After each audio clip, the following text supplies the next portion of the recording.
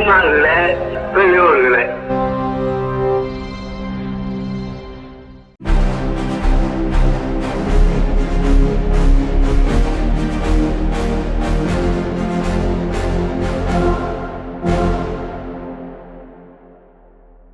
அனைவருக்கும் வணக்கம்.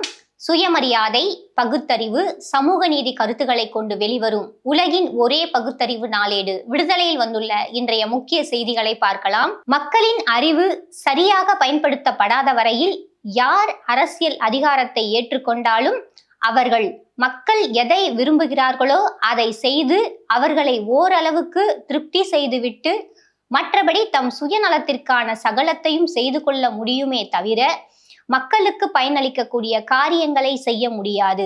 தந்தை பெரியார், விடுதலை, 1948.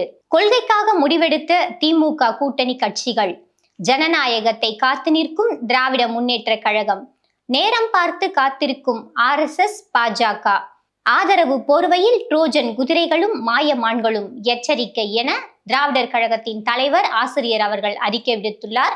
மேலும் தனது அறிக்கையில் இன்றைய சூழலில் தமிழ்நாட்டில் கடந்த ஆட்சி காலங்களில் உருவாக்கப்பட்ட மக்கள் நல திட்டங்கள் தொடர்வதும், நிலையான நீடித்த அனைவரையும் உள்ளடக்கிய வளர்ச்சி நிலை தொடர்வதும், தமிழ்நாடு என்றும் அமைதி பூங்கா, என்றும் பெரியார் மண் என்று நிலைநிறுத்தப்படுவதுமே முதன்மையான நோக்கங்களாகும்.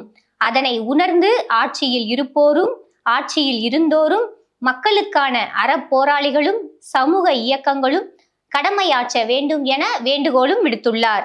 சும்மா இருப்பதே சுகானுபவ சுகம், நம்புங்கள் என்று ஊசி மிளகாய் தன்னுடைய கட்டுரையை எழுதியுள்ளது.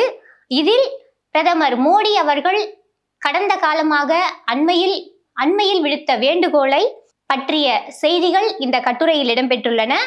முடிந்தவரை வீட்டிலேயே இருந்து வேலை செய்யுங்கள், திருமணத்திற்கு கூட தங்கம் யாரும் வாங்க வேண்டாம், பெட்ரோல் டீசல் பயன்பாட்டை குறையுங்கள், சமையல் எண்ணெய் பயன்பாட்டை குறைத்துக் கொள்ளுங்கள் போன்ற பல்வேறு வேண்டுகோளுக்கு இன்றைய ஊசி மிளகாய் பல பதில்களை தந்துள்ளது இந்த கட்டுரையில்.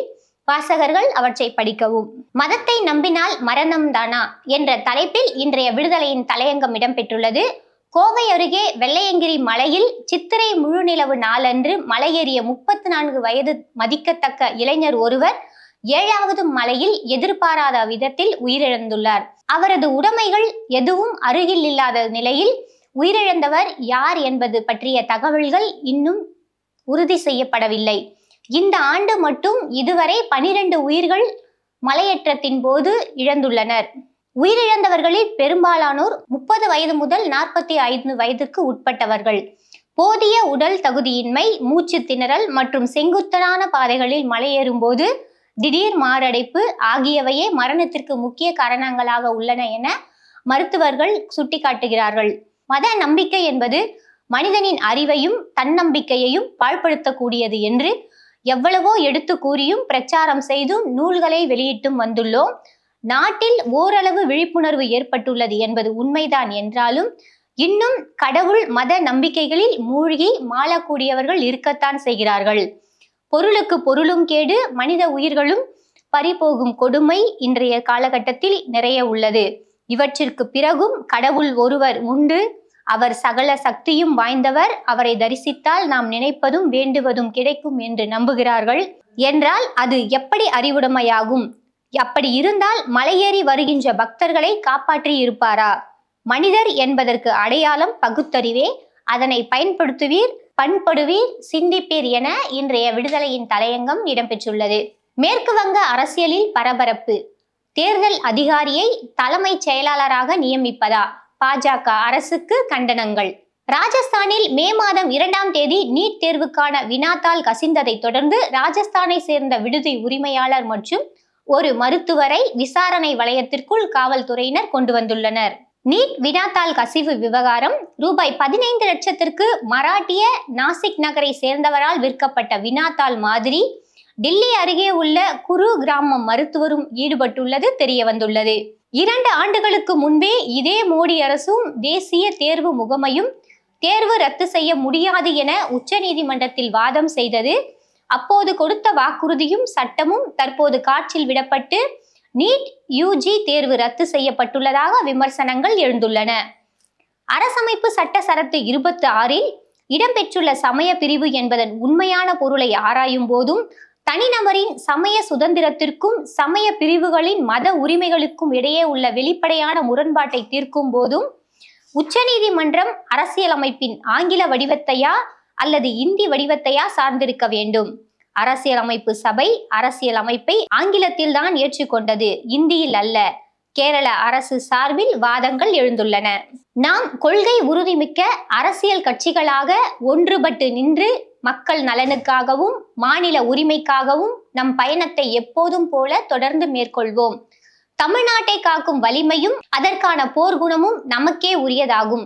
தேர்தல் களம் காணாத நிலையிலும் முழுமையான அர்ப்பணிப்பு உணர்வுடன் பணியாற்றிய தலைவர்களுக்கு நன்றி என திராவிட முன்னேற்ற கழக தலைவர் மு.க. ஸ்டாலின் அவர்கள் நன்றி அறிவிப்பை தனது அறிக்கையாக வெளியிட்டுள்ளார். 3 நாட்களில் 3 பிரச்சனைகளால் தாவேகாவை திமுக கூட்டணி கட்சிகள் வாட்டி எடுத்துள்ளன. விஜய் முதலமைச்சராக பொறுப்பேற்று 3 நாட்கள் முடிந்திருக்கிறது. ஆனால் இந்த 3 நாள்களில் அந்த கட்சியின் செயல்பாடுகளுக்கு காங்கிரஸ், கம்யூனிஸ்ட் மற்றும் விடுதலை சிறுத்தைகள் கட்சி கடும் எதிர்ப்பு குரல் கொடுத்திருக்கின்றன என்பது குறிப்பிடத்தக்கது. சென்னை மாநகரின் போக்குவரத்து நெரிசலுக்கு முற்றுப்புள்ளி வைக்கும் வகையிலும் வர்த்தக போக்குவரத்தை மேம்படுத்தும் வகையிலும் மேற்கொள்ளப்பட்டு வரும் சென்னை துறைமுகம் முதல் மதுரவாயல் வரையிலான 20.6 கிலோமீட்டர் நீள ஈரடுக்கு உயர்மட்ட சாலை பணிகள் தற்போது புதிய வேகத்தில் தீவிரமடைந்துள்ளன. 5 மாநில சட்டமன்ற தேர்தல் முடிவுகள் வெளியான நிலையில் அத்தியாவசிய பொருட்களின் விலை உயர்வு பொதுமக்களை மீண்டும் கவலையில் ஆழ்த்தியுள்ளது. தமிழ்நாட்டில் நிலவி வரும் திடீர் பருவநிலை மாற்றம் மற்றும் பரவலாக பெய்த மழை காரணமாக டெங்கு காய்ச்சல் பரவும் அபாயம் ஏற்பட்டுள்ளது. இதனை தடுக்க போர்க்கால அடிப்படையில் நடவடிக்கை எடுக்குமாறு அனைத்து மாவட்ட அதிகாரிகளுக்கும் பொது சுகாதாரத்துறை அதிரடி உத்தரவை பிறப்பித்துள்ளது. CBSE 12ஆம் வகுப்பு தேர்ச்சி விகிதம் கடும் சரிவை ஏற்படுத்தியுள்ளது. கடந்த ஆண்டை விட 3.19% குறைவாக உள்ளது. கட்சி கட்டுப்பாட்டை மீறி தாவேகா அரசுக்கு ஆதரவு தெரிவித்த அதிமுக சட்டமன்ற உறுப்பினர்கள் மீது நடவடிக்கை எடுக்க வேண்டும் என பேரவைத் தலைவரிடம் EPS தரப்பு புகார் அளித்துள்ளது.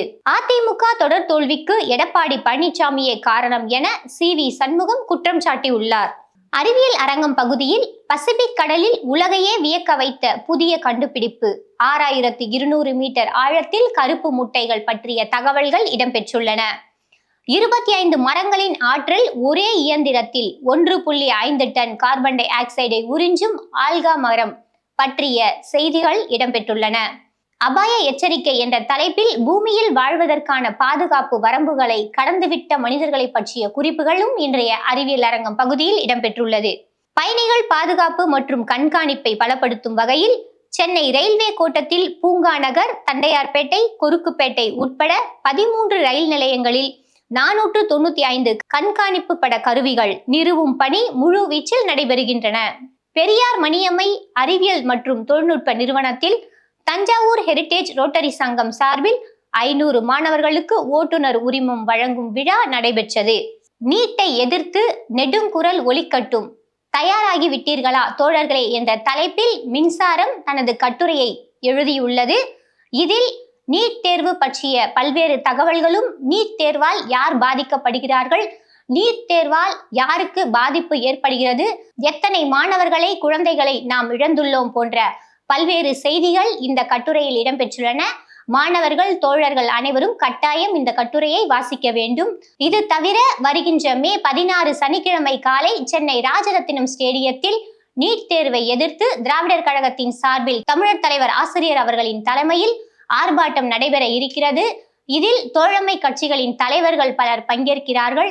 ஒத்த கருத்துள்ள உணர்வாளர்கள், தோழர்கள், மாணவர்கள் அனைவரும் இந்த ஆர்ப்பாட்டத்தில் பங்கேற்கவும். மேலும் இன்றைய விடுதலையில் பல்வேறு வரலாற்று தகவல்கள், பெட்டி செய்திகள், கட்டுரைகள் இடம்பெற்றுள்ளன. வாசகர்கள் அனைவரும் விடுதலையை வாசிக்கவும். நன்றி.